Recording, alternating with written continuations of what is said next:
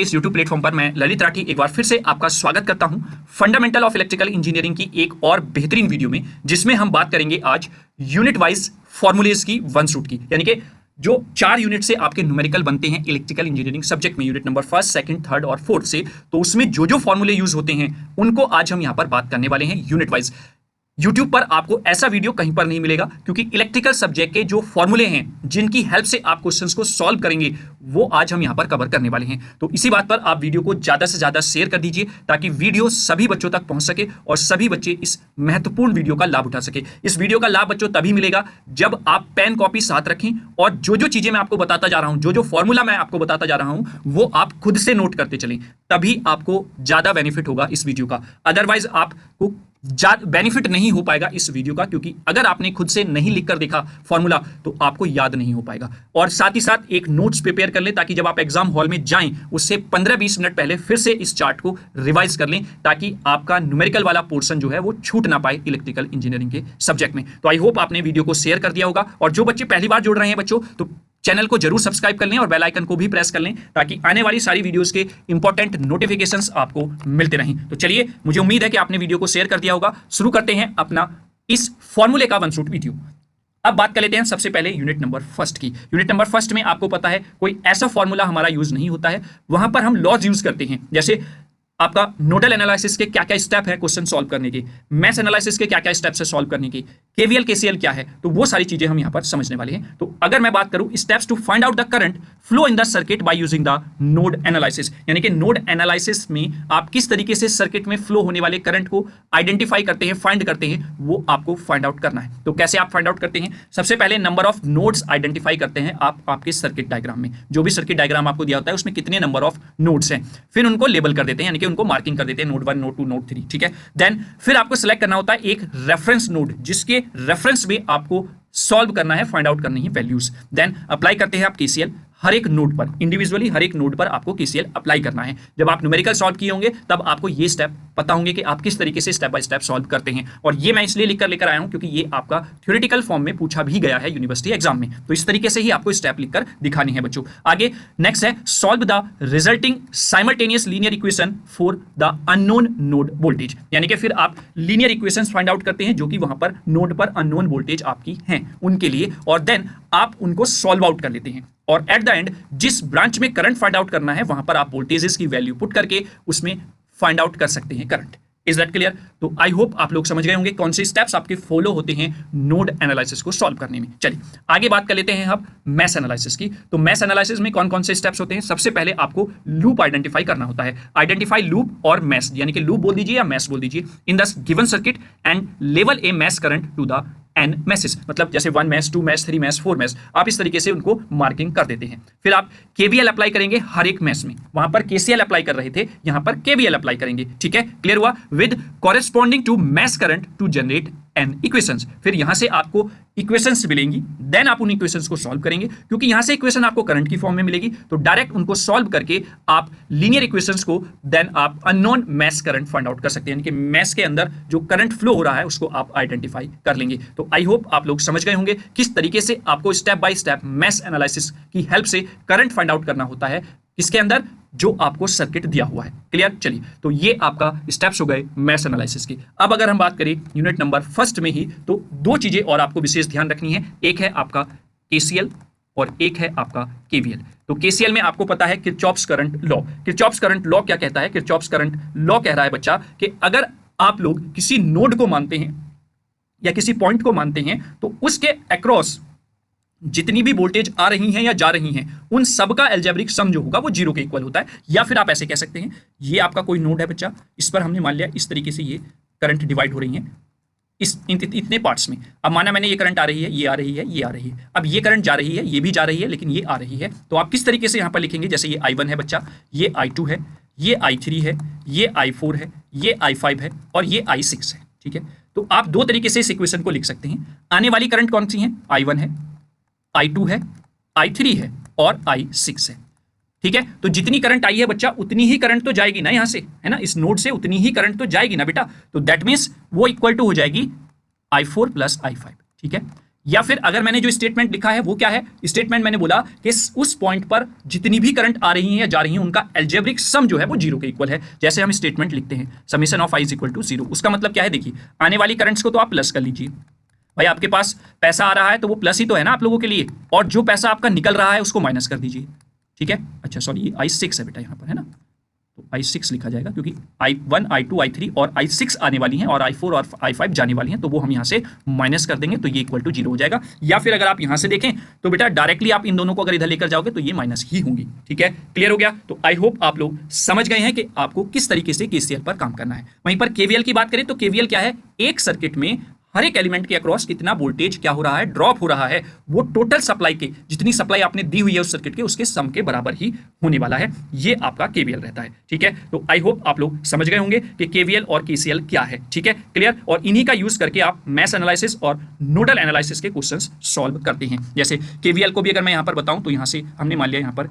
एक रजिस्टर लगा हुआ है, फिर यहाँ पर बच्चों एक रजिस्टर लगा हुआ है, ठीक है, देन मैंने मान लिया एक रजिस्टर यहाँ पर भी लगा हुआ है, ठीक है, और एक रजिस्टर यहाँ पर भी लगा हुआ है, तो ये एक आपका क्या बन गया है, लूप बन गया है, ठीक है, क्लियर हुआ। चलिए यहाँ पर करंट फ्लो हो रही है ऐसे, ठीक है, हमने मान लिया ये करंट का डायरेक्शन हो गया है, ये मैंने मान लिया रजिस्टर है आर आर आर और आर, ठीक, मैंने पॉइंट मान लिया ये ए है, ये बी है, ये सी है, ये डी है, ठीक है, क्लियर। तो अब यहाँ पर जो अलजेब्रिक सम होगा इन सब के अक्रॉस वोल्टेज का वो क्या हो जाएगा, वो 0 के इक्वल होगा। जैसे इन दोनों के बीच में कितना वोल्टेज ड्रॉप हो रहा है, इन दोनों के बीच में कितना वोल्टेज ड्रॉप है, इन दोनों के बीच में कितना वोल्टेज ड्रॉप है और यहाँ पर कितना वोल्टेज ड्रॉप है। तो अगर मैं लिखूँ यहाँ पर VAB यानी कि AB नोड के बीच में voltage drop plus VBC plus VCD plus VDA, ये सब क्या हो जाएगा, 0 के इक्वल। तो ये आपका केवीएल लॉ हो जाता है और इन्हीं का यूज करना है आपको नोडल एनालिसिस और मैश एनालिसिस में, ठीक है। आई होप आप लोग केसीएल और केवीएल भी समझ गए होंगे। पहले यूनिट में इससे ज्यादा कोई फॉर्मूला और नहीं है जो आपको यूज करना होता है,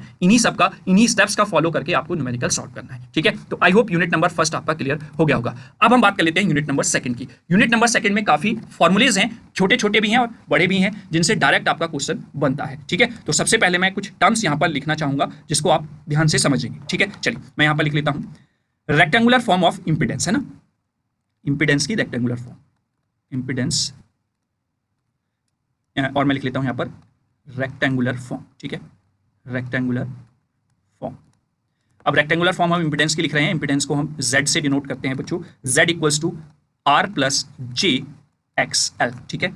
और साथ ही साथ अगर आपका कैपेसिटिव लोड लगा हुआ है तो वहां पर Z की वैल्यू हो जाएगी बच्चा R प्लस, प्लस की जगह हो जाएगा बेटा माइनस, और यहां पर हो जाएगा JXC, ठीक है। अगर मैं XL की बात करूं यहां पर तो XL इज इक्वल टू यहां पर है आपका 2 पाई F कैपिटल L, ठीक है। और XC की बात करता हूं तो XC होगा बच्चों 1/2 पाई F into C। Is that clear? ये आपको जनरल चीजें हैं, 12th लेवल पर भी आपको पता है, ठीक है, क्लियर हुआ। 12th लेवल में भी ये सारी चीजें आप पढ़कर आ चुके हैं। अब यहां पर एक लॉ का आपको ध्यान रखना है जिसको आप बोलते हैं करंट डिवीजन रूल, ठीक है। उसके लिए मैं पहले एक डायग्राम यहां पर ड्रॉ कर लेता हूं बच्चों।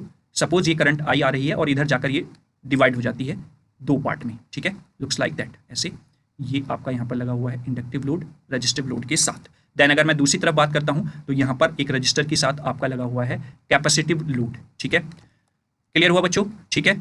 तो मैं इसको यहाँ पर Z1 मान लेता हूँ, इसको मैं Z2 मान लेता हूँ। तो यहाँ पर जो है ये R और इंडक्टर का जो लोड है ये Z1 इंपिडेंस दे रहा है और यहाँ पर रजिस्टर और कैपेसिटिव लोड जो है ये Z2 दे रहा है आपका इंपिडेंस, ठीक है। ये मैंने मान लिया R1 है, ये आपका L है, ये R2 है और ये कैपेसिटर C है। यहाँ से करंट I है और ये करंट आपकी यहाँ पर डिवाइड होगी और यहाँ पर डिवाइड होगी, मतलब यहाँ पर मैंने मान लिया I1 करंट है, यहाँ पर मैंने मान लिया I2 करंट है और एट द एंड जब निकलेगी वो दोनों का सम ही निकलेगी, यानी कि I करंट ही यहाँ से निकलने वाली है। Is that clear? यहाँ तक कोई प्रॉब्लम नहीं होगी, ठीक है। चलिए अब हम यहाँ पर करंट डिवीजन रूल अगर लगाते हैं और I1 यहाँ पर डायरेक्टली मेजर करते हैं तो I1 क्या होगा बच्चों, I1 हो जाएगा जिस पार्ट में आप करंट देख रहे हैं उससे अपोजिट जो पैरेलल में पार्ट है उसका इंपिडेंस आपका ऊपर आ जाएगा, तो Z2 अपॉन रिजल्टेंट जो इंपिडेंस है वो नीचे आ जाएगा Z1 plus Z2 into total current कितना फ्लो हो रहा है। बस ये आपका करंट डिवीजन रूल है। और हम बात कर रहे थे फर्स्ट ब्रांच में जो करंट फ्लो हो रही है I1।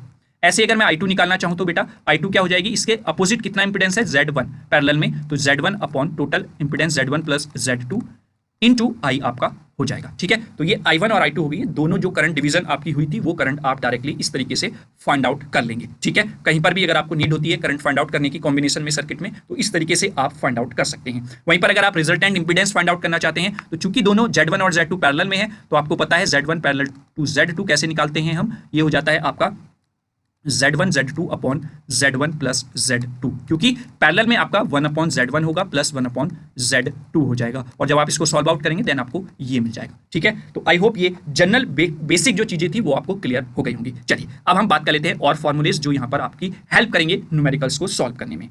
अभी मैंने बेटा आपको रेक्टेंगुलर फॉर्म लिखकर दिखाई है, अब हम बात कर लेते हैं पोलर फॉर्म की। ठीक है, पोलर फॉर्म, जब आप पोलर फॉर्म की बात करते हैं तो उसके लिए आप क्या देखेंगे, यहां पर मैं इसको रेक्टेंगुलर फॉर्म के साथ कंपेयर करके आपको बताऊंगा तो बेहतर रहेगा। तो मैं यहां पर लिख लेता हूं बच्चों रेक्टेंगुलर, और यहां पर लिख लेता हूं मैं पोलर। ठीक है, पोलर फॉर्म, वो रेक्टेंगुलर फॉर्म लिख लेंगे उधर, इधर पोलर फॉर्म। चलिए मैं फॉर्म भी लिख लेता हूं, है ना। अब देखिए रेक्टेंगुलर फॉर्म कैसे होगी, a प्लस जे बी। अब यहां पर जिस तरीके का लोड लगा होगा वो माइनस प्लस आपका हो जाएगा, वो कोई प्रॉब्लम नहीं है। अब जब पोलर फॉर्म की बात करेंगे तो यहां पर आप लिखेंगे आर एंगल फाई। ठीक है, अब ये आर और फाई क्या है, देखिए आर आपका मिला है यहां से इन दोनों का स्क्वायर करके, जैसे आप निकालते हैं ना यहाँ पर ए स्क्वायर प्लस बी स्क्वायर, ये आपको आर प्रोवाइड कराएगा। वहीं पर अगर हम एंगल फाई की बात करते हैं तो वो हो जाएगा टेन इनवर्स बी अपॉन ए। ठीक है, तो ये आपका रेक्टेंगुलर फॉर्म में आर और फाई जो है वो फाइंड आउट हो जाता है। ठीक है, अब रेक्टेंगुलर फॉर्म और पोलर फॉर्म क्यों इंपॉर्टेंट है उसको भी समझ लेते हैं। देखिए जब बच्चों आप सॉल्व करेंगे क्वेश्चंस को, सीरीज या पैरेलल कॉम्बिनेशन देखते हैं, तो वहां पर आपको क्या दिखता है कि आप कहीं पर एडिशन कर रहे हैं, सब्सट्रैक्शन कर रहे हैं, कहीं पर आपको मल्टीप्लिकेशन करनी पड़ेगी, डिवीजन करना पड़ेगा, तो वहां पर सेपरेटली आपको एक पर्टिकुलर ऑपरेशन करने के लिए रेक्टेंगुलर या पोलर फॉर्म का यूज करना होता है। तो मैं यहां पर नोट करके लिख देता हूं, जिसको आपको विशेष ध्यान रखना है, ये आपके न्यूमेरिकल में बहुत ज्यादा हेल्प करेगा। जब आपको एडिशन या सब्सट्रैक्शन करना होता है, मतलब व्हेन यू नीड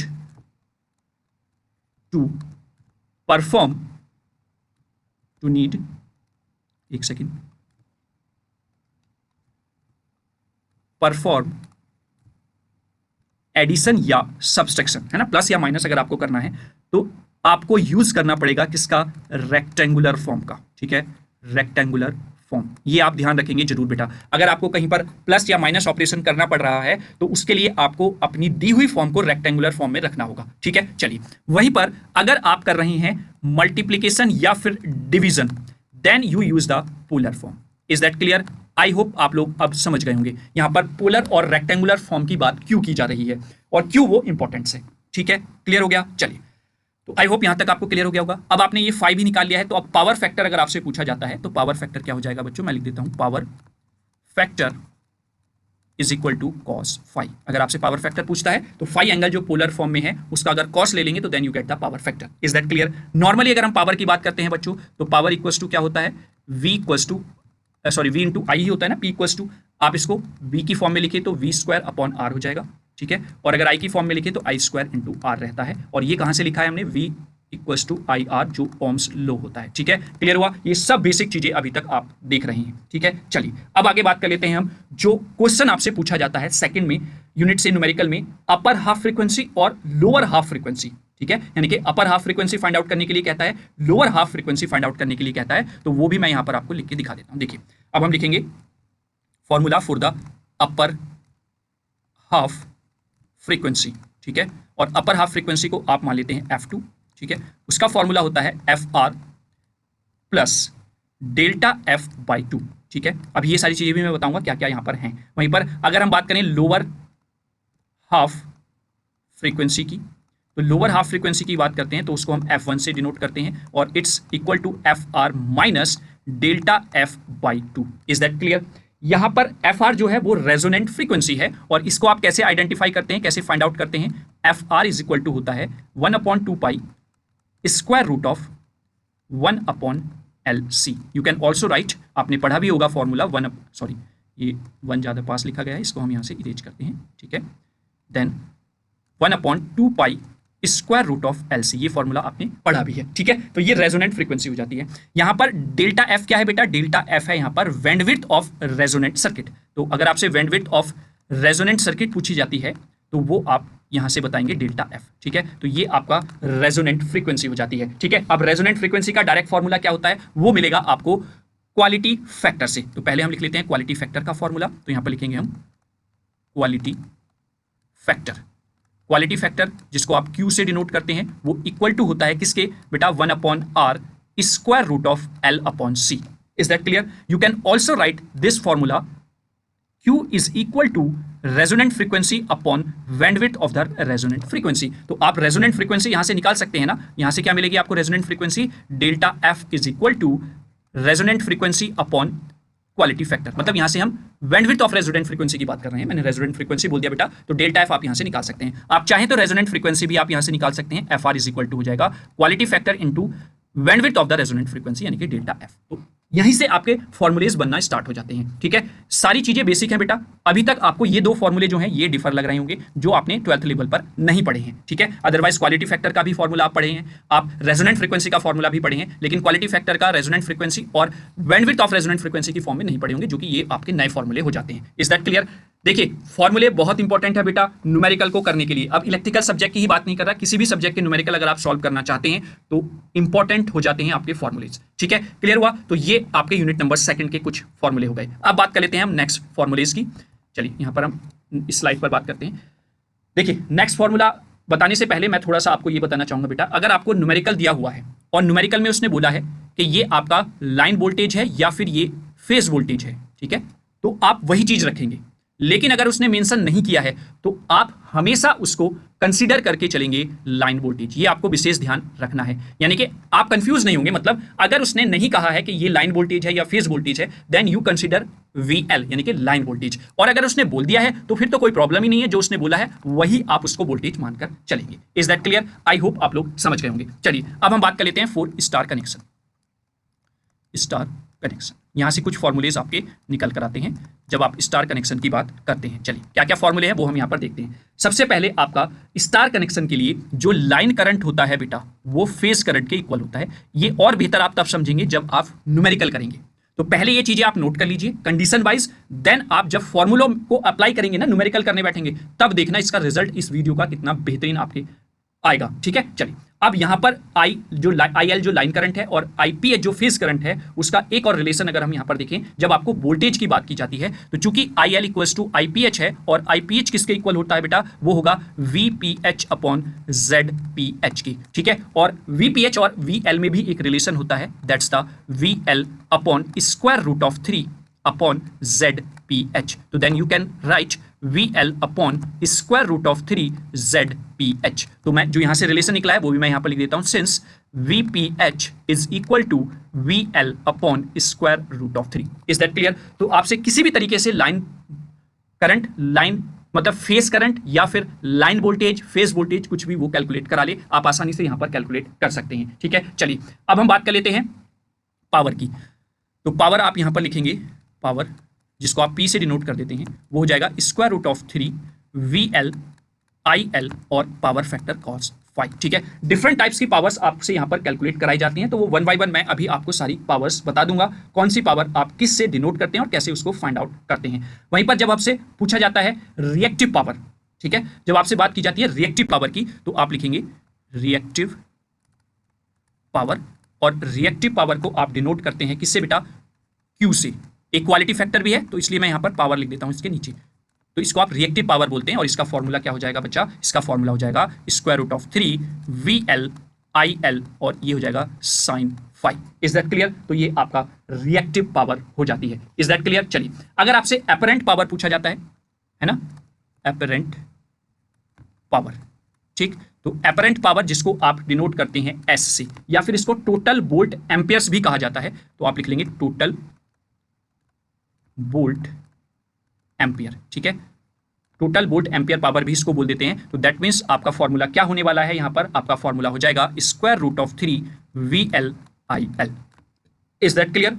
अब यूनिट्स की बात कर लेते हैं। यूनिट्स इन दोनों की तो वॉट्स ही रहेगी। ठीक है, वॉट्स और ये भी वॉट में ही मेजर होती है। और जैसा कि आप इसका दूसरा नाम देख रहे हैं टोटल वोल्ट एम्पियर, तो इसकी यूनिट हो जाएगी VA, वोल्ट एम्पियर। ठीक है, यूनिट्स बहुत बहुत ज़्यादा इंपॉर्टेंट होती हैं न्यूमेरिकल के पॉइंट ऑफ व्यू से। आप किसी भी यूनिट को ऐसा नहीं कि छोड़ कर आएंगे, अदरवाइज वो आपका इनकम्प्लीट न्यूमेरिकल माना जाता है जो वैल्यू आपने फाइंड आउट की है। ठीक है, क्लियर हो गया। तो ये डिफरेंट टाइप्स ऑफ पावर आपको पता चल गई है। अब अगर उसने लाइन वोल्टेज, फेस वोल्टेज इस तरीके की बात नहीं की है तो आप डायरेक्ट भी इन पावर्स को फाइंड आउट कर सकते हैं। उसके लिए आप लिखेंगे जैसे रिएक्टिव पावर, है ना, रिएक्टिव पावर। तो रिएक्टिव पावर को आप किससे डिनोट कर रहे हैं बेटा? Q पावर से। ठीक है, तो डायरेक्ट आप लिखेंगे यहां पर क्या होता है फॉर्मूला, VI sin phi। ठीक है, यहां पर लाइन वोल्टेज या लाइन करंट का कोई मतलब नहीं है। ठीक है, क्लियर हुआ? अच्छा सॉरी, यहां पर जो रिएक्टिव पावर है, रिएक्टिव मतलब लोड रिएक्टिव बात कर रहा है, तो इसकी यूनिट यहां पर बेटा वॉट्स नहीं होगी, यहां पर हो जाएगी इसकी यूनिट वोल्ट एम्पियर और आर, यानी कि रिएक्टिव लोड को यहां पर इंडिकेट कर रही है, तो ये वोल्ट एम्पियर आर। इस तरीके से आप इसकी यूनिट को मेंशन करेंगे। Is that clear? वहीं पर अगर अपरेंट पावर पूछ ली जाती है तो वो भी मैं यहां पर लिख देता हूं बेटा, अपरेंट पावर। ठीक है, अपरेंट पावर जिसको आप एस से डिनोट कर रहे हैं वो हो जाएगा बेटा VI, डायरेक्टली VI आपका यहां पर हो जाएगा, और इसकी यूनिट आपकी वोल्ट एम्पियर रहने वाली है। ठीक है, यूनिट का विशेष आप ध्यान रखेंगे, बार बार मैं इस चीज पर इसीलिए फोकस कर रहा हूं। ये आपका जब 3 फेज सप्लाई आप दे रहे हैं तब की बात है, और ये नॉर्मल आपकी अगर ये पावर्स पूछी जाती हैं तब आप यहां पर कैलकुलेट कर सकते हैं। और ये जो आपकी पावर है जिसको आप रियल पावर बोल देते हैं, अगर इसको भी सिंपली आप कैलकुलेट करते हैं तो मैं यहां पर लिख देता हूं real power P is equal to directly क्या हो जाएगा बेटा, VI cos phi। Is that clear? और ये आपकी वॉट में ही रहेगी। ठीक है, क्लियर? तो ये आपकी हो जाती है रियल पावर। इसी को आप एब्जॉर्ब पावर भी बोल देते हैं, जो सर्किट के द्वारा एब्जॉर्ब की जा रही है, यानी कि जो पावर सर्किट पर अप्लाई है उसको आप रियल पावर या एब्जॉर्ब्ड पावर भी कह सकते हैं। Is that clear? वर्ड्स पर ध्यान देंगे, जो नाम है इसका इस पर भी ध्यान देंगे, क्योंकि आपको क्वेश्चन घुमाकर पूछ सकता है कि power consumed by the circuit क्या है, उसको कैलकुलेट कीजिए। अब हमारे पास तो इतनी सारी पावर है, कौन सी पूछ ली पता नहीं बेटा, तो इस चीज को आप विशेष ध्यान रखें। जो चीजें मैं बोल रहा हूं वो आपको नोट डाउन करते हुए चलना है। Is that clear? चलिए, अब यहां से बात की जाती है कंडक्टेंस की, ससेप्टेंस की या एडमिटेंस की। ये भी आपसे कैलकुलेट कराए जाते हैं, तो 1 बाय 1 करके हम इनके भी फॉर्मूले यहां पर बेटा लिख लेते हैं। चलिए, हम बात करते हैं कंडक्टेंस की। मैं यहां पर लिख देता हूं, चलिए यहां पर लिख लेता हूं कंडक्टेंस। ठीक है, तो कंडक्टेंस क्या होता है बेटा? कंडक्टेंस को आप डिनोट करते हैं कैपिटल G से, और ये इक्वल टू होता है R अपॉन इंपिडेंस के स्क्वायर, यानी कि Z स्क्वायर की। Is that clear? यूनिट होती है बेटा इसकी सीमेंस। ठीक है, यूनिट हो जाएगी सीमेंस। वहीं पर अगर हम एडमिटेंस की बात करते हैं, एडमिटेंस, ठीक है, तो एडमिटेंस को आप कैपिटल Y से डिनोट करते हैं, और Y की वैल्यू हो जाएगी 1 अपॉन इंपिडेंस यानी कि Z। इसकी यूनिट भी आपकी हो जाएगी सीमेंस। ठीक है, क्लियर? चलिए, और एक और है आपका ससेप्टेंस, तो वो भी हम लिख लेते हैं। ठीक है, ससेप्टेंस, ससेप्टेंस को आप डिनोट करते हैं बेटा यहां पर V से। ठीक है, और इसकी वैल्यू हो जाती है XL का मैग्नीट्यूड अपॉन इंपिडेंस का स्क्वायर। Is that clear? तो ये आपकी ससेप्टेंस की वैल्यू हो जाती है। तो ये भी आपसे क्वेश्चन में पूछता है, कैलकुलेट कराता है, तो आप डायरेक्टली यहां से कैलकुलेट कर लेंगे, फॉर्मूले में डायरेक्ट वैल्यू आपको रखनी है। ठीक है, चलिए, अब अगर आपसे resistance of load find out करा लेता है तो वो भी हम लिख लेते हैं। लिख देता हूं मैं रेजिस्टेंस, अच्छा एक सेकेंड बेटा,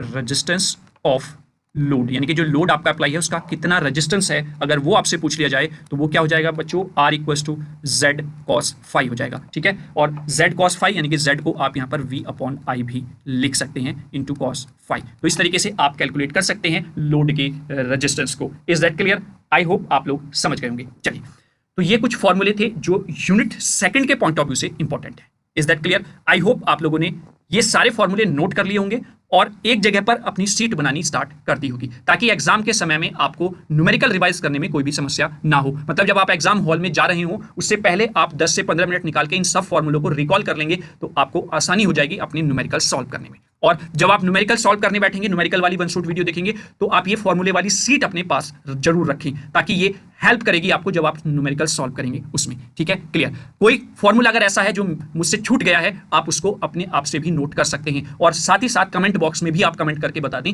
ताकि और बच्चे भी उस फॉर्मूले का यूज कर सकें। ठीक है, क्लियर हो गया? चलिए, अब बात करते हैं यूनिट नंबर 3 की। यूनिट नंबर 3 में फॉर द ट्रांसफॉर्मर अगर हम बात करें, पहले कंडीशन आपको समझनी है। ट्रांसफॉर्मर के लिए आपकी कंडीशन रहती है कि V1 I1 यानी कि जो पावर है प्राइमरी वाइंडिंग पर वो इक्वल होगी V2 I2 जो पावर है आपकी सेकेंडरी वाइंडिंग पर। ठीक है, ये आपको ध्यान रखना है कॉन्सेप्ट। Is that clear? चलिए, अब इसके बाद हम बात कर लेते हैं जो सबसे पहले इंपॉर्टेंट फॉर्मूला है एफिशिएंसी ऑफ ट्रांसफॉर्मर। तो मैं लिखता हूं यहां पर बेटा efficiency of transformer.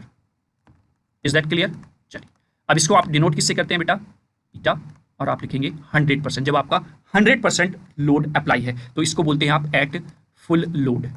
Full load की आप यहां पर बात कर रहे हैं, ठीक है। तो फुल लोड पर एफिशिएंसी क्या हो जाएगी बच्चों? इक्वल्स टू हो जाएगी V2I2 cos फाई, ठीक है, upon V2I2 cos phi plus PI यानी कि iron loss plus copper loss. Is that clear? ये आपका फॉर्मूला हो जाता है एफिशिएंसी का। चूंकि हम परसेंटेज में फाइंड आउट कर रहे हैं तो इसलिए आप इसकी मल्टीप्लाई कर देंगे 100 से और ये परसेंटेज में कन्वर्ट हो जाएगा। Is that clear? चलिए अब अगर हम बात करें यहाँ पर PI और PCU, तो ये आपको पता ही है आयरन लॉस और कॉपर लॉस है। तो मैं यहाँ पर लिख भी देता हूँ, PI क्या है? आयरन लॉस है बेटा, ठीक है, और PCU जो है वो आपका कॉपर लॉस है, ठीक है। क्लियर हुआ? आई थिंक आपको क्लियर हो गया होगा, ये कॉपर लॉस है। चलिए अब अगर हम बात करें नेक्स्ट एफिशिएंसी की, जब वो कंडीशन दे रहा है मैक्सिमम एफिशिएंसी के लिए, तब आप क्या करेंगे यहाँ पर? मैक्सिमम एफिशिएंसी, ठीक है। जब वो मैक्सिमम एफिशिएंसी की बात कर रहा है तो मैं लिखूंगा ईटा मैक्स, ठीक है, और परसेंटाइल में लगा लूंगा यहाँ पर। तो उसमें क्या होता है बेटा? उसमें कंडीशन है कि जब आपका आयरन लॉस कॉपर लॉस के इक्वल हो जाता है तो वहां पर आपको मैक्सिमम एफिशिएंसी मिलती है। और ये हम डेरिवेशन में प्रूव भी कर चुके हैं। अगर आपने डेरिवेशन नहीं देखा है तो आप जाइए प्लेलिस्ट में, यूनिट नंबर 3 का 1 शूट वीडियो दिया हुआ है PYQ पर बेस्ड, वो देख लीजिए। आपका कोई भी डेरिवेटिव, कोई भी थ्योरेटिकल पार्ट ट्रांसफार्मर का नहीं छूटेगा, ठीक है। तो जब PI PCU के इक्वल हो जाएगा तब आपका जो एफिशिएंसी होगी वो क्या हो जाएगी बेटा? V2I2 cos फाई अपॉन में आपका V2I2 cos phi plus 2PI यहां पर हो जाएगा, या फिर 2PCU हो जाएगा। दोनों में से किसी को भी आप इक्वल रख के पुट कर सकते हैं। Is that clear? I hope आप लोग मैक्सिमम एफिशिएंसी के फॉर्मूले को भी समझ गए होंगे। अब हम बात कर लेते हैं ईटा मैक्सिमम जो है, ये कॉरेस्पॉन्डिंग अगर बात की जाए KVA किलो वोल्ट एम्पियर के कॉरेस्पॉन्डिंग, तो उसके लिए क्या फॉर्मूला होगा वो मैं कलर चेंज करके यहां पर लिखता हूं। देखिए मैं लिखूंगा बेटा यहां पर KVA corresponding to maximum efficiency, वो क्या हो जाएगा बेटा? इक्वल्स टू V2I2 और स्क्वायर रूट में हो जाएगा iron loss upon copper loss, ठीक है। क्लियर हुआ? आई होप आपको समझ में आ गया होगा। और यहां पर जो ये V2I2 है ये किस में है? ये किलो वोल्ट एम्पियर में वैल्यू दी होगी, ठीक है, value. Is that clear? Clear है ना?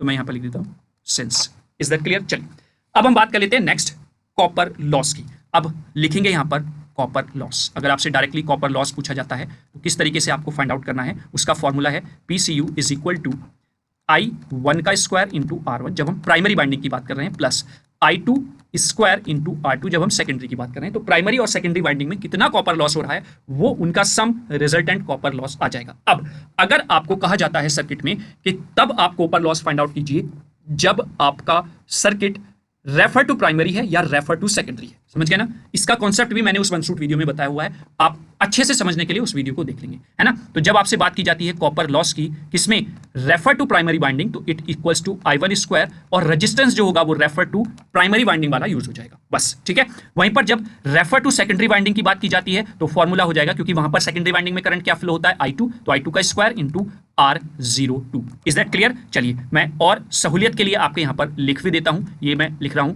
रेफर्ड टू प्राइमरी, ठीक है, रेफर टू प्राइमरी बाइंडिंग। जब हम सारी चीजों को रेफर कर रहे हैं, उठाकर लेकर आ रहे हैं प्राइमरी बाइंडिंग की तरफ, तो तब आपका कॉपर लॉस ही हो जाएगा। वहीं पर रेफर टू सेकेंडरी बाइंडिंग, है ना, जब हम सब चीजें सारे लोड उठाकर सेकेंडरी बाइंडिंग की तरफ लेकर जा रहे हैं तब आपका कॉपर लॉस जो होगा वो PCU equals to I2 square into R02 से फाइंड आउट हो जाएगा, ठीक है। यानी कि ये रेजिस्टेंस है आपका रेफर टू प्राइमरी बाइंडिंग के लिए और ये रेजिस्टेंस है आपका refer to the secondary winding के लिए। Is that clear? I hope आप लोग समझ गए होंगे। वहीं पर एफिशिएंसी 50% लोड पर अगर हमें फाइंड आउट करना है तो मैं यहां पर लिख लेता हूं एफिशिएंसी एट 50% लोड, वो क्या हो जाएगा? वो इक्वल टू हो जाएगा बेटा V2I2 और ये हाफ हो जाएगा cos फाई, है ना, half of cos phi upon ये हो जाएगा बेटा यहां पर V2I2 and half of the cos phi also, ठीक है, plus PI plus copper loss का भी हाफ हो जाएगा, दैट मीन्स हाफ ऑफ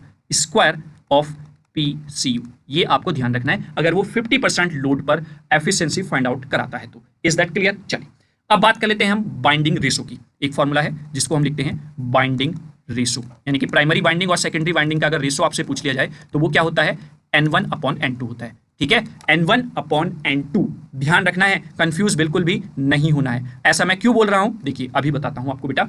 एक होता है आपका ट्रांसफॉर्मेशन रेशो, ट्रांसफॉर्मेशन रेशो, ये भी मैंने बहुत अच्छे से आपको बताया हुआ है। ठीक है, उस वन शॉट वीडियो में, आप उस वीडियो को जरूर देखें, आपका पूरा ट्रांसफॉर्मर आसानी से समझ में आ जाएगा। ठीक है, हर एक छोटे से छोटे पॉइंट को लेकर। तो ट्रांसफॉर्मेशन रेशो जो होता है वो होता है बेटा N2/N1, binding ratio N1/N2, transformation ratio N2/N1। और भी रिलेशन होते हैं, E2/E1 होता है, वहीं पर V2/V1 होता है, voltage of primary winding to secondary winding, यानी सेकेंडरी वाइंडिंग पर वोल्टेज प्राइमरी के साथ रेशो अगर ले लें तो वो आपका ट्रांसफॉर्मेशन रेशो हो जाता है। Induced EMF in secondary winding का ratio induced EMF primary winding अगर ले लें तो वो ट्रांसफॉर्मेशन रेशो कहलाता है। और करंट की फॉर्म में लिखें तो ये उल्टा हो जाएगा, I1/I2। ये आपको ध्यान रखना है, बच्चे यहीं पर ज्यादा कंफ्यूज होते हैं कि ऊपर सब में 2 है, यानी कि सेकेंडरी वाइंडिंग ऊपर रहता है तो वो करंट को भी I2/I1 ही ले लेते हैं, लेकिन वहीं पर उनकी गलती हो जाती है। ये आपको मिस्टेक नहीं करनी है। ठीक है, क्लियर हुआ? चलिए अब बात कर लेते हैं नेक्स्ट फॉर्मूलेज की। जब आपका सर्किट रेफर हो रहा है प्राइमरी बाइंडिंग की तरफ या सेकेंडरी बाइंडिंग की तरफ, तब वहां पर इक्विवेलेंट रेजिस्टेंस या इक्विवेलेंट रिएक्टेंस या इंपेडेंस का जो फॉर्मूला होता है वो किस तरीके से आप फाइंड आउट करेंगे। ठीक है, चलिए बात कर लेते हैं। If circuit referred to primary binding, जब हमने सर्किट को रेफर कर दिया है प्राइमरी बाइंडिंग की तरफ, मतलब अपने सर्किट को उठाकर प्राइमरी बाइंडिंग की तरफ अगर हम ले आए हैं, तब क्या सिचुएशन हमें देखने को मिलती है। तो मैं लिखता हूं यहां पर बेटा इक्विवेलेंट रेजिस्टेंस। तो इक्विवेलेंट रेजिस्टेंस आप कैसे फाइंड आउट करते हैं वो हम यहां पर देख लेते हैं। R01 is equal to R1 plus R2 का डैश हो जाएगा। R2 डैश जो है वो सेकेंडरी वाइंडिंग का जो रेजिस्टेंस है वो यहां पर इंडिकेट कर रहा है, और उसको अगर आप लिखें यहां पर, जब आप प्राइमरी की तरफ लेकर आए हैं तब बात हो रही है, तो आप इसको ऐसे भी लिख सकते हैं R1 प्लस यहां पर हो जाएगा R2/K²। K क्या है? ट्रांसफॉर्मेशन रेशो है। ठीक है, ऐसे ही आपका हो जाएगा इक्विवेलेंट रेजिस्टेंस। ठीक है, तो इक्विवेलेंट रेजिस्टेंस की जब हम बात करेंगे, सॉरी रेजिस्टेंस नहीं, रिएक्टेंस हम यहां पर निकालेंगे, रेजिस्टेंस तो हमने ऊपर लिख लिया ना बेटा। ठीक है, चलिए यहां पर लिखेंगे हम इक्विवेलेंट रिएक्टेंस। ठीक, तो यहां पर लिख लेंगे हम इक्विवेलेंट रिएक्टेंस। इसकी वैल्यू क्या हो जाएगी? X01 is equal to X1 plus X2 dash. ठीक है, और X2 डैश को भी आप कैसे लिख सकते हैं? ये हो जाएगा X1 प्लस X2/K²। ठीक है, क्लियर हो गया। अब अगर हम यहां से इंपिडेंस निकालें दोनों का, तो इंपिडेंस आप जैसे नॉर्मली निकालते हैं वही फॉर्मूला हो जाएगा Z equals to R01 plus JX01, और ये इक्वल टू हो जाएगा स्क्वायर रूट ऑफ R01 का स्क्वायर प्लस X01 का स्क्वायर। ठीक है, तो ये इक्विवेलेंट इंपिडेंस हो जाता है। मैं लिख देता हूं यहां पर इक्विवेलेंट इंपिडेंस। ठीक है, इज दैट क्लियर? चलिए, आई होप आप लोग समझ गए होंगे। ये सेपरेटली आपसे पूछेगा तब आप इस तरीके से फाइंड आउट करके बता देंगे। अब हम बात कर लेते हैं जब आपका सर्किट रेफर होता है किसकी तरफ? सेकेंडरी बाइंडिंग की तरफ। तो मैं लिखता हूं यहां पर if circuit referred to secondary winding, जब सेकेंडरी बाइंडिंग की तरफ रेफर होगा तब आपकी क्या सिचुएशन रहने वाली है। ठीक है, क्लियर? चलिए, तो इक्विवेलेंट रेजिस्टेंस क्या हो जाएगा? मैं डायरेक्टली लिखता हूं R02 इज इक्वल टू बच्चों R2 प्लस R1 डैश। ठीक है, और you can also right R2 plus R1 dash जो है you can right K² into R1। वहीं पर इक्विवेलेंट रिएक्टेंस की बात करें तो X01 इज इक्वल टू हो जाएगा X02, सॉरी 02 तो लिखेंगे नहीं यहां पर हम, है ना, एक सेकेंड, 2 ही लिख देंगे direct, X2 plus X1 dash. Is that clear? Then आगे आपको क्या मिलेगा यहां पर फर्दर? अच्छा सॉरी, ये प्राइमरी वाइंडिंग के रेफर थोड़ी नहीं कर रहे हैं, सेकेंडरी कर रहे हैं, तो यहां पर भी 2 आएगा बेटा। ठीक है, तो X02 is equal to X2 plus X1 dash, और X1 डैश की जगह भी आप वैल्यू रखेंगे तो X2 प्लस K² इंटू यहां पर हो जाएगा X1। Is that clear? और देन अगर आप इक्विवेलेंट इंपिडेंस यहां पर लिखते हैं तो वो आप कैसे लिखेंगे? तो मैं यहां पर लिख देता हूं equivalent impedance Z equals to R02 plus JX02, वो इक्वल टू हो जाएगा बच्चों स्क्वायर रूट ऑफ R02 के स्क्वायर प्लस X02 के स्क्वायर का सम। ठीक है, तो ये आपका वैल्यूज हो गई हैं जब आपका circuit refer to primary winding हो रहा है या फिर रेफर टू सेकेंडरी वाइंडिंग किया जा रहा है। Is that clear? चलिए अब थोड़ा सा मैं इक्विवेलेंट सर्किट से रिलेट करके कुछ चीजें और आपको बता देता हूं। तो मैं एक इक्विवेलेंट सर्किट यहां पर छोटा सा ड्रॉ कर लेता हूं बच्चों, जिससे कि आपको कोई कंफ्यूजन ना हो। ठीक है, यहां पर हम एक रजिस्टर लगा लेंगे बेटा छोटा सा, ठीक है, देन एक इंडक्टेंस लगा लेंगे यहां पर, फिर आपकी यहां पर आ जाएगी बेटा बाइंडिंग में थोड़ा सा गैप देता हूं क्योंकि यहां पर और भी पैरामीटर्स इंक्लूड हो जाते हैं। ठीक है, ये आपका प्राइमरी वाइंडिंग हो जाती है। देन इसको आप कनेक्ट करेंगे सेकेंडरी वाइंडिंग से। ठीक है, ये आपकी सेकेंडरी वाइंडिंग है, ठीक है, ट्रांसफार्मर की। देन इधर भी आपका रजिस्टिव एंड इंडक्टिव लोड लगा हुआ है, लुक्स लाइक दैट। ठीक है, क्लियर हुआ? और देन यहाँ पर आप लोड को अप्लाई कर देते हैं। ठीक है, ये आपका लोड हो जाता है, LOAD लोड। ठीक है, क्लियर हो गया? यहाँ पर ये R2 होता है, ये आपका X2 होता है, ये आपका R1 है, ये X1 रहता है। ठीक है, यहाँ पर आप सप्लाई देते हैं V1। ठीक है, ये आपका V1 सप्लाई हो जाता है। यहाँ पर आपका लोड के अक्रॉस आप V2 सप्लाई सेकेंडरी वाइंडिंग पर मेजर करते हैं। ठीक है, क्लियर हो गया? यहाँ पर करंट आपका I2 फ्लो होगा सेकेंडरी वाइंडिंग में, यहाँ पर जो करंट फ्लो होगा वो I1 आपका फ्लो होता है। ठीक है, क्लियर? अब यहाँ पर एक जो आपका मतलब टोटल आई करंट है, या फिर आप अगर लोड नहीं लगा हुआ तो आई नॉट आप मेंशन कर लेते हैं। देन आपका कुछ लॉसेस या फिर कुछ पैरामीटर्स की वजह से यहाँ पर करंट I2 डैश भी यहाँ पर फ्लो होता है, और यहाँ पर आपके कुछ एलिमेंट्स यहाँ पर बन जाते हैं जिसको आप लॉसेस की फॉर्म में डिफरेंट पार्ट्स में देखते हैं। जैसे कि यहाँ पर ये हो गया, यहाँ पर ये इंडक्टिव हो जाता है, और ये करंट आपकी डिवाइड हो जाती है दो पार्ट्स में, जिसको आप IW बोलते हैं और जिसको आप IM बोल देते हैं। कमेंट बॉक्स में कमेंट करके बताएंगे IW क्या है और IM क्या होता है। ये आपका R0 हो जाता है रेजिस्टेंस, और ये XM रहता है। ठीक है, क्लियर हुआ? चलिए अभी इन IW और IM की वैल्यू भी मैं आपको यहाँ पर लिखकर दिखा देता हूँ। देखिए यहाँ पर जो ये IW है वो क्या होगा, IW इज इक्वल टू होता है बेटा नो लोड करंट जो कि I0 है इनटू cos फाई, यानी कि जो फैक्टर है cos पावर फैक्टर। देन यहाँ पर IM जो है वो क्या होती है I0, ये हो जाएगा sine phi nought no load condition में। Is that clear? R0 जो है यहाँ पर, ये R0 जो आप देख रहे हैं रेजिस्टेंस, ये क्या होगा बेटा, ये होगा V1 अपॉन I मैक्सिमम। कितनी करंट आपकी यहाँ पर, सॉरी I मैक्सिमम नहीं, IW वर्किंग कंपोनेंट जो है करंट का। ठीक है, क्लियर? और XM जो होगा यहाँ पर, ये जो XM आप देख रहे हैं ये करंट IM फ्लो हो रहा है, तो V1 अपॉन IM यहाँ पर हो जाता है। तो इस तरीके से आप ये पैरामीटर्स भी फाइंड आउट कर सकते हैं। ये आपका इक्विवेलेंट सर्किट रहता है। अब मैं थोड़ा सा यहाँ पर आपको बता देता हूँ बेटा, जब रेफर टू प्राइमरी वाइंडिंग की बात कर रहा है तो इस पूरे सर्किट को उठाकर ये लेकर आता है किधर की तरफ बेटा, प्राइमरी वाइंडिंग की तरफ। ऐसे यहाँ पर सर्किट आ जाता है। ठीक है, ये डिटेल में मैंने उस वन शॉट वीडियो में बताया हुआ है किस तरीके से आपका सर्किट उठकर इधर आता है और फिर आपका इक्विवेलेंट सर्किट बनता है। जब वो रेफर टू सेकेंडरी वाइंडिंग की बात करता है तो रेफर टू सेकेंडरी वाइंडिंग में आपको इस पूरे सर्किट को उठाकर लेकर जाना होता है किधर की तरफ, सेकेंडरी वाइंडिंग की तरफ, इधर की तरफ। तब आपके पैरामीटर्स इस तरीके से फाइंड आउट किए जाते हैं। तो आई होप यूनिट नंबर 3 के भी सारे फॉर्मूले आपको क्लियर हो गए होंगे। अब कोई भी डाउट आपको नहीं रहा होगा कि किस तरीके का न्यूमेरिकल आपका पूछा जाता है, कौन सा फॉर्मूला हमें यूज करना है। Is that clear? चलिए अब हम बात कर लेते हैं यूनिट नंबर 4 के इंपॉर्टेंट फॉर्मूलेस की। ये तो यूनिट नंबर 3 के हो ही गए हैं यहाँ पर। चलिए अच्छा, यूनिट नंबर 3 के लिए मैंने यहाँ पर स्पेस दिया हुआ था कि इक्विवेलेंट सर्किट अगर हम बनाते हैं तो वहाँ पर ज़्यादा स्पेस कवर ना हो। यूनिट नंबर 4 की बात कर लेते हैं। फिर मैं बार आपसे कह रहा हूँ बेटा, जब न्यूमेरिकल आप करते हैं अगर आपको वहाँ पर लगता है कि कोई फॉर्मूला मुझसे छूट गया है तो आप उसको भी नोट कर लें, ताकि आप एग्जाम हॉल में जाने से पहले उनको अच्छे से रिवाइज कर सकें। ठीक है, क्लियर? चलिए अब बात कर लेते हैं यूनिट नंबर 4 के इंपॉर्टेंट फॉर्मूले जो यूज होते हैं आपके फॉर्मूला वैल्यूज को फाइंड आउट करने के लिए। ठीक है, तो सबसे पहला यहाँ पर EMF फाइंड आउट किया जाता है यूनिट नंबर 4 में। ठीक है, तो इलेक्ट्रोमोटिव फोर्स जो है, जिसको आप EG बोल देंगे फॉर द जनरेटर भी आप कह सकते हैं, इक्वल्स टू वो होता है P phi Z N upon 60A। ठीक है, क्लियर? इसका डेरिवेशन भी बहुत इंपॉर्टेंट है, आपको बिल्कुल भी इसको मिस नहीं करना है। चलिए यहाँ पर P क्या है, मैं 1 by 1 करके लिख देता हूँ।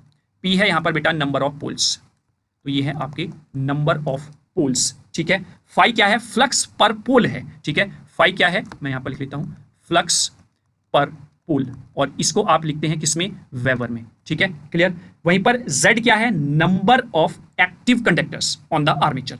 Z क्या है, नंबर ऑफ एक्टिव कंडक्टर्स, कितने कंडक्टर्स आपके एक्टिव हैं on armature. Is that clear? ये आपका Z हो जाता है। ये आइडेंटिफिकेशन इसलिए इंपॉर्टेंट है बेटा, जब आप न्यूमेरिकल करेंगे तो आपको ये पता होना चाहिए कि आपको ये क्या दिया हुआ है।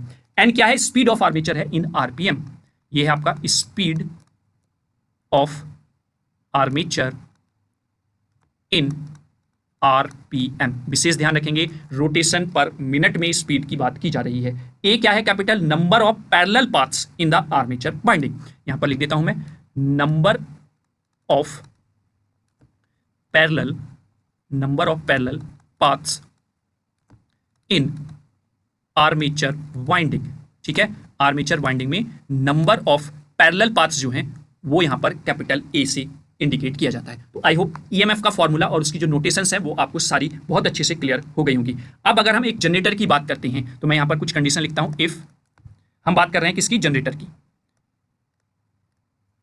तो जनरेटर में जो ये ईएमएफ है उसके लिए कुछ कंडीशंस होती हैं। अगर आपका जनरेटर बेटा वेव बाउंडेड है तो मैं लिख देता हूं यहां पर कलर चेंज करके, इफ जनरेटर वेव बाउंडेड, ठीक है, या वेव बाउंडिंग अगर उसमें हुई है, वेव टाइप की बाइंडिंग, तो दैट मींस जो ए है number of parallel paths in armature winding वो इक्वल टू होता है 2 के। ये न्यूमेरिकल सॉल्व करने के लिए एक जड़ी बूटी है।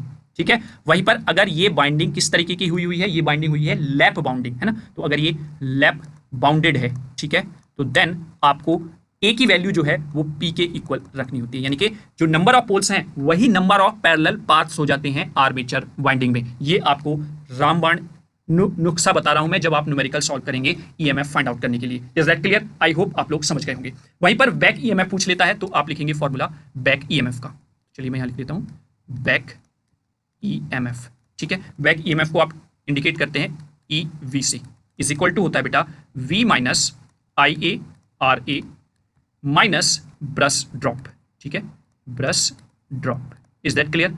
तो ये आपका बैक ईएमएफ का फॉर्मूला हो जाता है और ये आपका किसके लिए है, शंट मोटर के लिए, शंट मोटर। ठीक है, इज दैट क्लियर? चलिए, तो अगर वहीं पर फ्रीक्वेंसी ऑफ इंड्यूस्ड ईएमएफ की बात कर लेता है रोटर में, तो वो कैसे आप फाइंड आउट करेंगे, तो लिख लेंगे यहां पर frequency of induced EMF into rotor.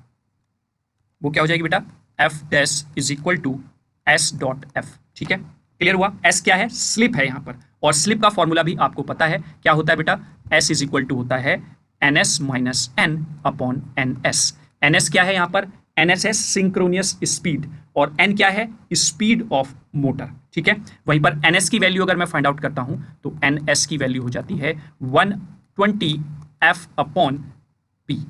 ठीक है, और ये आपकी आरपीएम में आपको देखने को मिल जाती है, आरपीएम। ठीक है, चलिए मैं ये लिख भी देता हूं साथ के साथ ताकि आप कंफ्यूज ना हो। ये है आपकी सिंक्रोनियस स्पीड। ठीक है, और एन क्या है आपकी, एन की वैल्यू है, मतलब एन किससे आप लिखेंगे, speed of the motor, speed of motor. ठीक है, क्लियर हो गया? और यहां पर एफ क्या है, एफ है आपकी फ्रीक्वेंसी। ठीक है, ये जो नॉर्मल फ्रीक्वेंसी जो सप्लाई आपने दी हुई है उसका फ्रीक्वेंसी हो जाएगा। ठीक है, और ये फ्रीक्वेंसी ऑफ इंड्यूस्ड ईएमएफ की बात करते हैं तो एफ डैश हो जाएगा। ठीक है, और पी आपका पता है नंबर ऑफ पोल्स होते हैं, और ये आरपीएम में आपकी स्पीड रहती है, synchronous speed. Is that clear? तो आई होप आप लोग यहां तक फॉर्मूले जो मैंने बताए वो क्लियर आपको हो गए होंगे। चलिए अब हम बात कर लेते हैं डीसी शंट जनरेटर और डीसी शंट मोटर में जो फॉर्मूले यूज होते हैं उनकी। ठीक है, चलिए उसके लिए मुझे डायग्राम बनाना होगा, तो नेक्स्ट स्लाइड पे हम चल रहे हैं यहां पर, और मैं लिखता हूं यहां पर डीसी शंट जनरेटर। ठीक है, डीसी शंट जनरेटर की हम यहां पर बात करने वाले हैं। अब डीसी शंट जनरेटर है तो इस डायग्राम की हेल्प से आपको समझ में आएगा। देखिए ये आपका डायग्राम कुछ इस तरीके से रहता है, ये रेजिस्टेंस हो जाएगा मोटर का, ठीक है, आर ए। ठीक, ये आपका शंट की बात कर रहा है ना बेटा, तो यहां पर ये शंट में आपका आर एस रहेगा। ठीक है, रेजिस्टेंस। ठीक है, ये आपका आर एस हो गया। ठीक है, शंट रेजिस्टेंस ये आपका यहां पर कनेक्ट है। ठीक, चलिए आगे आपका लोड लगा हुआ है फाइनली, जहां पर आपको आउटपुट देखने को मिलेगा। ठीक, ये आपका लोड हो जाता है। Is that clear? तो LOAD ये लोड आपका रहेगा, और ये प्लस माइनस EG आपका है फॉर द जनरेटर, मैंने यहाँ पर लिख दिया है। ठीक, ये आपका IA है जो करंट फ्लो हो रहा है इसमें, देन ये करंट डिवाइड हो रहा है IS, और इधर आपका लोड करंट IL में। ठीक है, यहाँ पर आप वोल्टेज मेजर करते हैं, सप्लाई जो आपने दी थी उसके अकॉर्डिंग क्या आउटपुट आपको मिल रहा है। ठीक है, क्लियर हो गया? तो अगर इस डायग्राम की हेल्प से हम फाइंड आउट करें तो फ्रॉम डायग्राम क्या देखने को मिल रहा है हमें यहाँ पर बेटा, IA जो करंट है वो डिवाइड हो रही है ISH, में शंट में SH लिख देता हूँ। ठीक है, प्लस IL। ठीक है, इन दो पार्ट्स में आपका करंट ये क्या हो रहा है, डिवाइड हो रहा है। अब ये जो करंट है ये डायरेक्ट इस लोड में जा रहा है, तो इसको आप P = VI से कैलकुलेट कर लेंगे। तो यहां से आपको मिलेगा क्या बेटा, आई एल, हाँ आई एस अगर मैं लिखता हूं तो वो क्या होगा बेटा, V upon R S H. ठीक है, ओम्स लॉ से आपने निकाला V equals to I R से, और ये जो आई एल है ये आप निकालेंगे P इक्वल्स टू वी आई से, यानी कि पावर की फॉर्म में ये हो जाएगा power of generator upon V जो वोल्टेज है। Is that clear? तो ये आपका I A equals to I shunt plus I load current हो जाएगा, और आई संट है V upon R S H plus I L है P G upon V. Is that clear? तो ये आपका वैल्यू हो जाएगी। जो भी चीज यहां से कैलकुलेट करने के लिए बोलता है वो आप फाइनली कैलकुलेट कर लेंगे। ठीक है, अब पावर डिलीवर की बात करते हैं तो वो भी फॉर्मूला हम लिखेंगे यहाँ पर, पावर डेवलप्ड, सॉरी डिलीवर नहीं डेवलप्ड है ना, डेवलप्ड। तो पावर डेवलप कितना होगा, वो हो जाएगा ई ए आई ए। भाई यहां से आपका जो वैल्यू है, जो ई जी भी आप कह सकते हैं, और करंट कितना फ्लो रहा है आई ए, तो ई ए आई ए हो जाएगा। ठीक है, इसको आप ई जी आई ए भी लिख सकते हैं, जैसे कि हमने यहाँ पर ई जी से इंडिकेट किया हुआ है। और you can write here V plus I A R A bracket close into I A. इतनी पावर आपकी क्या हो रही है, डेवलप हो रही है वॉट्स में। Is that clear? चलिए, तो I hope DC shunt generator का कॉन्सेप्ट आपको क्लियर हो गया होगा। आपसे यही चीजें वो न्यूमेरिकल में पूछता है। अब हम डीसी शंट मोटर की बात कर लेते हैं, डीसी शंट मोटर। ठीक है, एक होमवर्क मैं आपको दूंगा, यानी कि इस डीसी मशीन के पार्ट में, यानी कि ये जो आप पढ़ रहे हैं इसमें आपका बेटा हम बात कर रहे हैं DC shunt generator, DC shunt motor की। अब डीसी सीरीज वाला जो पार्ट है वो आप खुद जब न्यूमेरिकल करेंगे वहां से फॉर्मूला निकालकर एक जगह लिखेंगे। देखिए मैंने इसलिए आपको प्रोवाइड नहीं कराया ताकि आप भी थोड़ा सा अपने माइंड को ओपन करते हुए फॉर्मूला नोट करें, और जब न्यूमेरिकल करेंगे तो यहां तक जितने भी फॉर्मूले लिखाए हैं डेफिनेटली आप इनको जब बार बार यूज करेंगे ना फॉर्मूला, तो आपको फिंगर टिप्स पर ये फॉर्मूले याद हो जाएंगे बेटा। इसका बेनिफिट आप एग्जाम हॉल में बैठकर देखेंगे जब आप इन न्यूमेरिकल्स को इलेक्ट्रिकल के सॉल्व कर रहे होंगे, लेकिन वो तभी बेनिफिट देगा जब आपने 100% अपना दिया होगा इस वीडियो को देखने में और मेहनत की होगी फॉर्मूले नोट करने में। ठीक है, तो चलिए डीसी शंट मोटर की बात कर लेते हैं। उसका डायग्राम कुछ इस तरीके से हो जाएगा, यहाँ पर बेटा इस तरीके से आपका ये कनेक्ट रहेगा। देन शंट की ही बात कर रहे हैं तो आपका यहाँ पर रेजिस्टेंस कनेक्ट हो जाएगा।